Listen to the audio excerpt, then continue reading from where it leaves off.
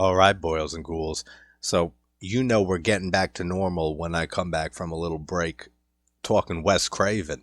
Now, some of you know I'm not the biggest Wes Craven fan, which I know sounds insane. A Nightmare on Elm Street, of course, Wes Craven's New Nightmare.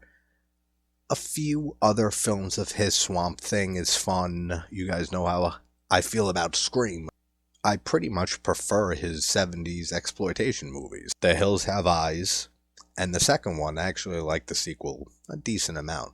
And then, of course, this film, his directorial debut, 1972's The Last House on the Left. This is probably my favorite film by Craven, excluding A Nightmare on Elm Street. This is such a disturbing movie. I thought the marketing for this movie was brilliant, with the "to avoid fainting, keep repeating, it's only a movie, it's only a movie." Like how they hyped this movie up. Great marketing. But it is very disturbing, and they did remake this in 2010, I want to say. And I actually do really like the remake. In some ways, I prefer it to the original here.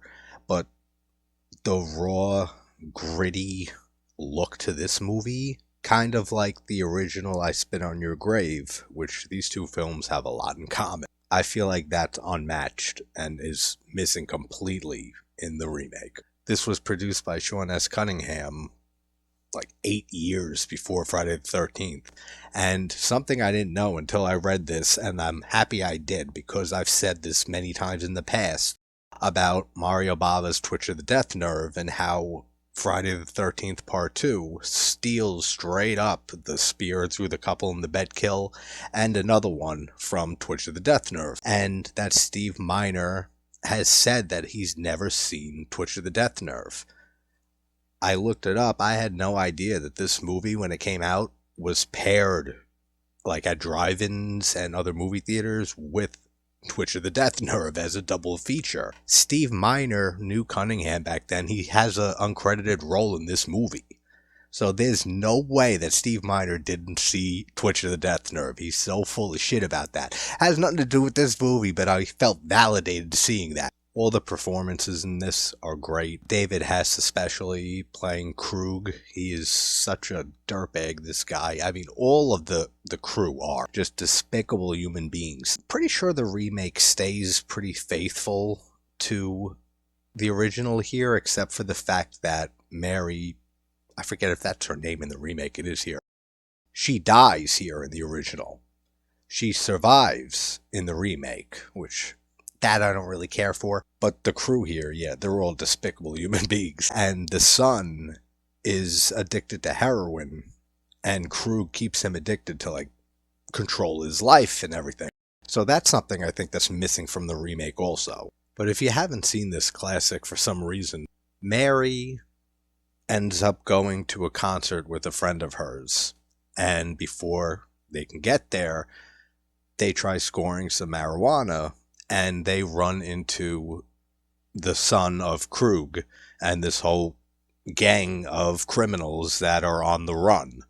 And they end up being kidnapped by the gang of misfits here and brutally assaulted, raped, and killed. The parents of Mari end up helping this crew when they break down on the road. They let them stay at their house.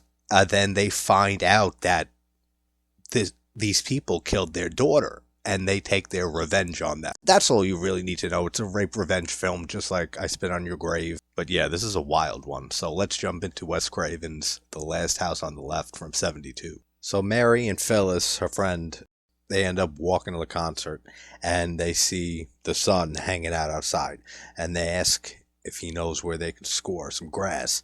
And he says no. Then he says, hey, come back here. And he ends up bringing them into wherever they're staying, like a hotel or something like that. It doesn't really matter. And Krug basically says to him, good job, and throws him some heroin. Because he completed his task, luring in these women. And there's a little bit of dark humor in this, like with the editing, because it goes back and forth from being very tense, like Krug and the other guy cornering Phyllis against the wall and threatening her with a knife. And then it just cuts to the parents of Mary, like baking a cake, and there's cheery music playing, and then it cuts back and forth like that a few times. It's funny, but in a very, I don't know the right word, like it's trying to lift the mood a little bit and bring some levity to things before it goes just all out insane. And that's right. That's what really sucks about all this. I mean, it sucks no matter what, but it's her 17th birthday. So all this happens to her and she gets murdered on her birthday, man. There's a lot of like banjo music and bluegrass stuff in this and more comedic stuff here. There's a song that starts playing. It's dawn now. And the concert was supposed to end at 2 a.m. And Mary's parents are starting to really worry. And now we see them driving with the girls kidnapped in the trunk. Sadie is the name of the woman who's part of the crew here. And then Junior is the heroin addicted son of Krug. And then speaking of Krug, if you didn't know, Wes Craven based the name of Freddy Krueger off of the character from his first film here, Krug. And Weasel is the other dude who's like a child molester or something like that. But there's a song that starts playing and the lyrics are explaining and narrating exactly what they're doing and mentions their names and says that they're going to have their fun with them and then off them as soon as it's up. It's so funny, and I totally forgot that was in this movie. So yeah, then we get the really disturbing part of this movie, which I'm pissed about this because Tubi does this often and other streaming sites. I think that this is an edited version because they're in the woods and they make Mary and Phyllis like go down on each other or one on the other. And as disturbing as it is already, I remember them showing a lot more, like showing her going down on her. But like, you don't really see much in this. So I don't know if this is edited, but if it is, I mean, what are you going to do? I'm pissed. But then she ends up running off and tells Mary to run and get help as they're chasing her.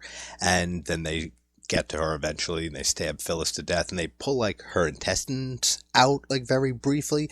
That all looks really cool and very fucked up. And Mary is left with Junior, the son, and she starts saying, my father's a doctor. He lives right across the street. He can get you methadone, like right now. Come on, let's go. So she ends up trying to get away with him. Then they end up going back to where Mary is, and totally forgot about this too. She asks, did Phyllis get away?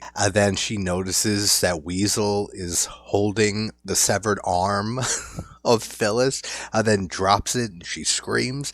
That looks really cool. Then these two idiotic cops that we see now and then, they didn't call in a car, which was Krug's and company's car. When they saw it earlier, they said it's not going to help us find Mary. Then they hear on the radio that that's the type of car. So now they're going to go find their vehicle and try to find Mary. Then the scene where Krug rapes Mary, it's shot in such a disturbing way. But again, it's making me question if this is edited because it's not that long, that whole sequence. Maybe I'm misremembering and confusing it with the remake because that I think is more brutal than the original here because I don't watch this movie often. So maybe I'm just misremembering, how brutal this movie actually was. And then she ends up walking into the water and Krug ends up shooting her dead. And good shots of, her in the water and she starts sinking a little bit. And good sound work and sound design when there's music playing, more like banjo country shit. And as soon as he fires the gun, the music stops. It's just quiet. That's well done, too. And before Mary gets shot and killed, she gives her necklace to Junior when she's trying to, con him into getting methadone if they left right then and there. And then Krug and crew end up at the parents' house. And then they realize that they're in Mary's house when Weasel sees a picture of Mary in the guest room that they put them in. And then just a great ending to all this. We have Junior who's going through withdrawals from not getting his heroin from Krug, his father who's holding out on him and says maybe after breakfast. That's just evil. Mary's mom ends up seeing him throwing up in the bathroom and sees Mary's necklace, and then overhears them saying, like, man, we got to get out of here if they find out we killed their kid. And she finds, like, the bloody clothing, which I don't know why they packed it in a suitcase. That's insanely stupid. But then her and the father end up taking their revenge. The mom starts sucking off Weasel, and then right when he starts coming, he says it. He's like, here, I'm coming.